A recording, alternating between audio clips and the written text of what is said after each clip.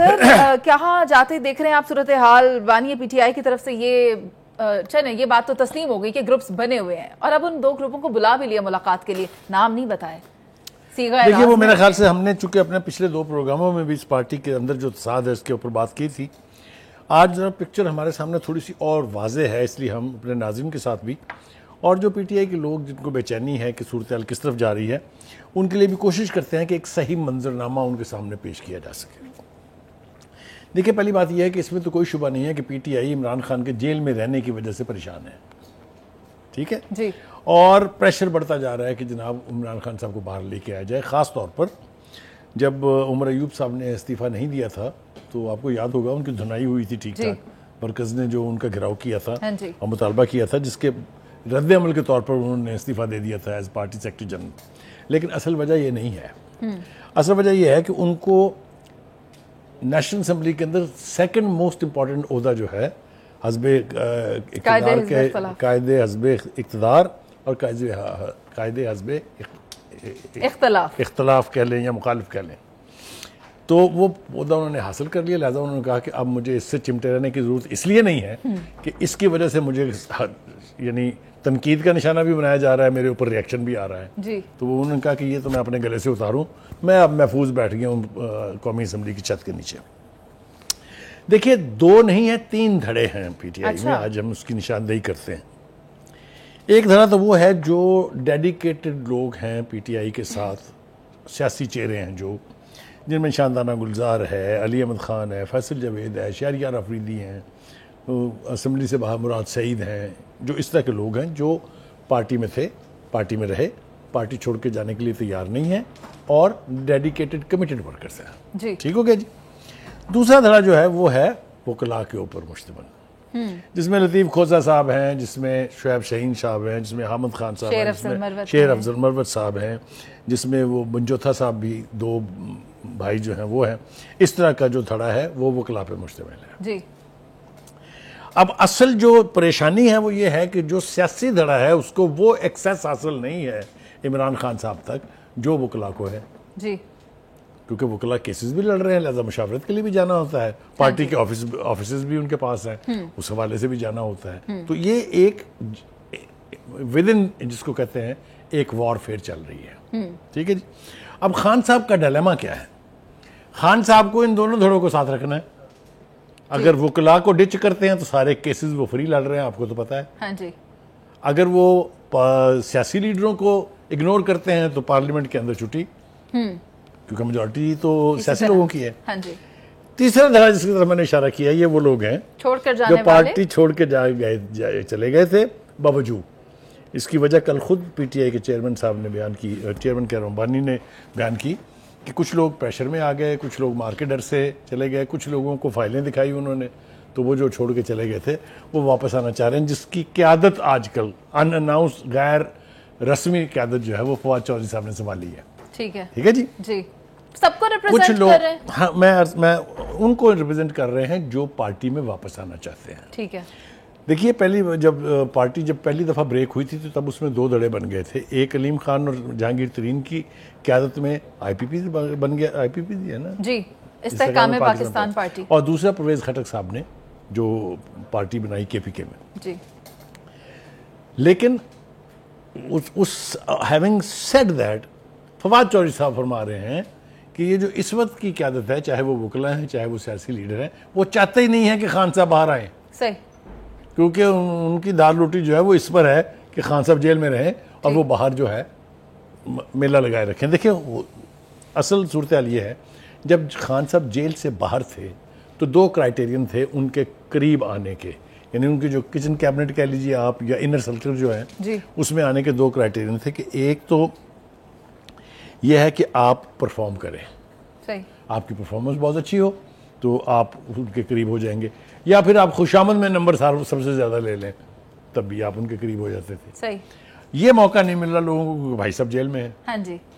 लिहाजा अब इमरान खान साहब का डिलेमा ये है कि वो उन सबको एंगेज रखना चाहते हैं, लिहाजा उन्होंने ये फरमा दिया आज कि मैं जेल से बाहर आऊँगा, मैंने बुला लिया धड़ों को, ठीक है, 4 जुलाई को उन्होंने कहा, यानी कल उनकी मुलाकात है, दो बड़े धड़े जो है, तीसरे को छोड़ दें। अभी फवाद चौधरी के बारे में जब उनसे सवाल किया गया कि क्या आपने उनको भी बुलाया, तो जवाब नहीं दिया उन्होंने। कल भी जब मुलाकात होगी तो कोई फैसला नहीं होने जा रहा, क्योंकि खान साहब किसी भी एक धड़े को छोड़ने पर आमादा नहीं है, जिसकी वजूहात मैंने आपको बयान कर दी। वो रिस्क नहीं ले सकते। ठीक है जी। और ये मेरे ख्याल से इसलिए भी ज़रूरी है उनके लिए। देखें, मुकदमात जो अदालतों में चल रहे हैं और जिस नौइयत के मुकदमात हैं, उसके लिए आम वकील कुछ नहीं कर सकता। वो बड़े पाए के वकील, जो टॉप रैंकर्स हैं, वो आपको चाहिए। लिहाजा आप वकला को नाराज़ करना अफोर्ड नहीं कर सकते। जो आपकी पार्टी के दूसरे लोग हैं जो डेडिकेटेड, जब मैंने कहा है, वो भी आप, कोई भी नहीं, खान साहब क्या, कोई भी मेरा ख्याल से जो लीडर होता वो अफोर्ड नहीं कर सकता। यहाँ पर एक चौथी दरफुंतनी जो है उसका जिक्र करना बहुत ज़रूरी है, और वो ये है जी कि कुछ सियासी पंडितों का ये ख्याल है ठीक कि एक ऐसी पार्टी तश्कील दी जाने की कोशिश की जा रही है जो हो तो पीटीआई, हाँ जी, लेकिन वो हो माइनस इमरान खान। सर इसकी बातगश तो पहले भी सुनाई दी थी। बिल्कुल आपने ठीक कहा। मैंने इसीलिए तो कहा कि ज़रा चौथे धड़े की भी बात कर लें। कहा जाता है, इल्ज़ाम तराशी ये है कि जी ये वो लोग हैं जो एस्टेब्लिशमेंट चाहती है, जिन लोगों को जो एस्टेब्लिशमेंट के करीब हैं, और एस्टेब्लिशमेंट कुछ भी बर्दाश्त कर लेगी, लेकिन पीटीआई को अंडर इमरान खान बर्दाश्त करने के लिए। बुखारी साहब इसके लिए पहले स्ट्रॉन्ग कैंडिडेट शाह महमूद कुरैशी साहब थे, अब कौन है? देखिए, मोहरे तो और कंधे तो बहुत मिल जाते हैं। जब आपको एक पार्टी जिसको एस्टेब्लिशमेंट की मुकम्मल सपोर्ट हासिल होगी, उसकी क़यादत के लिए कहा जाएगा, तो सब कुछ सभी लपकेंगे उस तरफ। सही।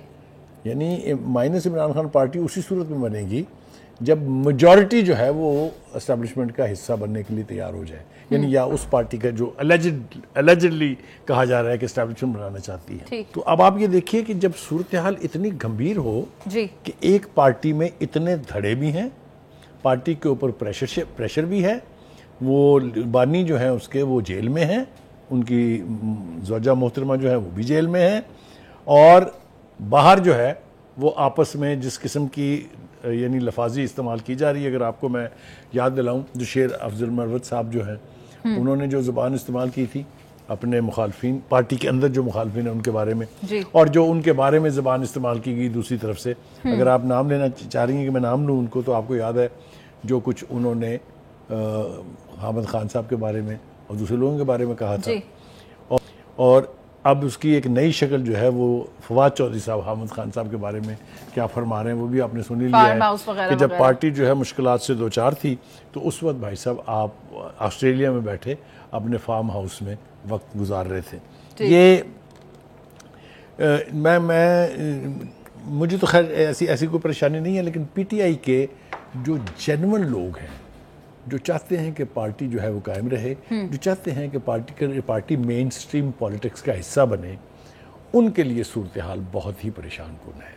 फिलहाल तो इन लोगों की आइडेंटिफिकेशन बड़ी मुश्किल है। सलीम बुखारी साहब, कौन है ये लोग? मैंने कहा कि धड़ों का बयान तो मैंने कर दिया कि कुछ तासुर पार्टी के अंदर भी ये है कि सियासी लोगों को एक तरफ करके वकला ने पार्टी पे कब्जा कर दिया है। सर ये पार्टी के अंदर के लोग भी कहते हैं, वही मैं उन्हीं की बात कर रहा हूँ कि पार्टी के अंदर से ये आवाज़ें उठ रही हैं कि जो मेन स्ट्रीम डेडिकेटेड लोग थे वो नज़रअंदाज किए जा रहे हैं, और जो लेटरल एंट्रेंट्स थे या जो लोग मुकदमात लड़ रहे थे वो पार्टी पे काबूज हो गए हैं।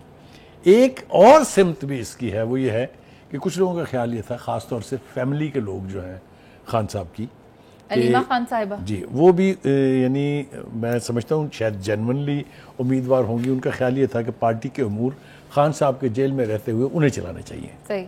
और इसके ऊपर भी बहुत कंट्रोवर्सी रही है, आपको याद होगा। अब तो मुलाकातें ज़रा कम हो गई हैं बहनों की, लेकिन जब ये तसलसल से जारी थी तो उस वक्त आपको पता है कितनी कंट्रोवर्सी जो है वो इसके ऊपर थी। हैविंग सेड दैट, मेरा ख्याल ये है कि खान साहब को अब चाहिए कि वो दो टोक अल्फाज में पार्टी की जो सही तश्कील है या जो सही पार्टी वो समझते हैं पार्टी है, उसकी स्पॉन्सरशिप जो है वो करनी चाहिए, ताकि ये धड़े जो बन रहे हैं उसके अंदर वो ऑटोमेटिकली ख़त्म हो जाएंगे। वंस खान साहब कहें कि ये लोग हैं मेरे, तो फिर उसके बाद बाकी के सारे जो हैं दैट विल डाई डाउन। लेकिन मैंने जैसा कहा, खान साहब अभी ये नहीं करेंगे, इसलिए उनको सूट नहीं करता।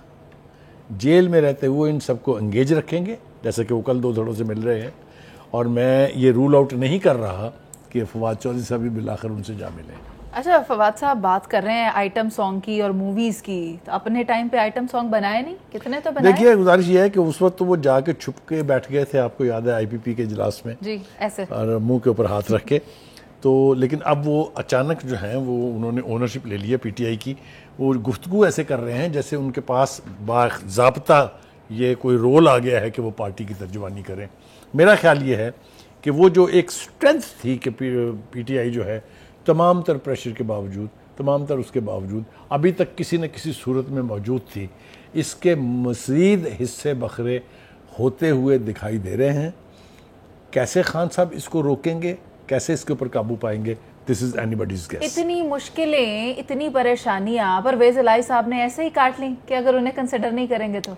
देखिए, मैंने कहा कि जो खुली डुली बात है वो ये है कि परवेज इलाही साहब को कभी भी PTI के अंदर पजीराई नहीं मिली।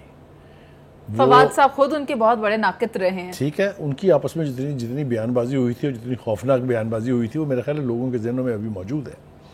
तो सूरत हाल ये है कि मेरा ख्याल है आने वाले दिनों में हम और ज़्यादा कंट्रोवर्सी देखेंगे पार्टी के अंदर और बयानात का सिलसिला भी और बढ़ेगा। जैसा मैंने कहा, ये भी शायद एक तरह से खान साहब की लीडरशिप का टेस्ट है कि वो पार्टी के अंदर ये इतने धड़े जो हैं इनको कैसे एक पेज पे लेके आते हैं। मुझे ये जल्दी होता दिखाई नहीं देता। सलीम बुखारी साहब, आपको तो फिलहाल ऐसा लग रहा है कि ये नहीं हो सकता, लेकिन जो अंदर से लोग हैं लाइक हसन रऊफ, ये लोग जो तनकीद कर रहे हैं, ये चीज कहां तक जा सकती है? आपसी रंजिश, हसन रऊफ के बारे में फवाद चौधरी साहब ने क्या फरमाया वो आपने सुना नहीं है शायद। सर रिपीट आप उसमें चाहती हैं कि मैं दोहरा दूं? जी। वो कहते हैं जी कि हसन रऊफ साहब पहले फरमा रहे हैं कि कोर कमेटी ने ऐलान किया था कि फवाद चौधरी समेत जो भी पार्टी क़यादत पर तनकीद करता है उसे सख्त जवाब दिया जाएगा। जी। फैसला हो चुका कि पार्टी छोड़ के जाने वालों को वापस नहीं लिया जाएगा। मुझे तो ये समझ में नहीं आती कि ये पार्टी कर क्या रही है। अभी कल ही तो हमने लोगों को बताया था कि जी खान साहब ने यह फरमाया है कि एक 7 रुकनी कमेटी बन रही है जी, जिसके 5 नाम भी आपने 6 ले दिए जल्दी से। तो अगर इनका फैसला हो चुका है कि नहीं लेना तो फिर कमेटी काहे के लिए बनाई है? इतनी वल्नरेबल है पार्टी इस वक्त कि चेयरमैन कुछ कह रहा है, स्पोक्स पर्सन कुछ कह रहा है, वकला कुछ कह रहे हैं, सियासी लोग कुछ कह रहे हैं। अल्लाह खैर करे।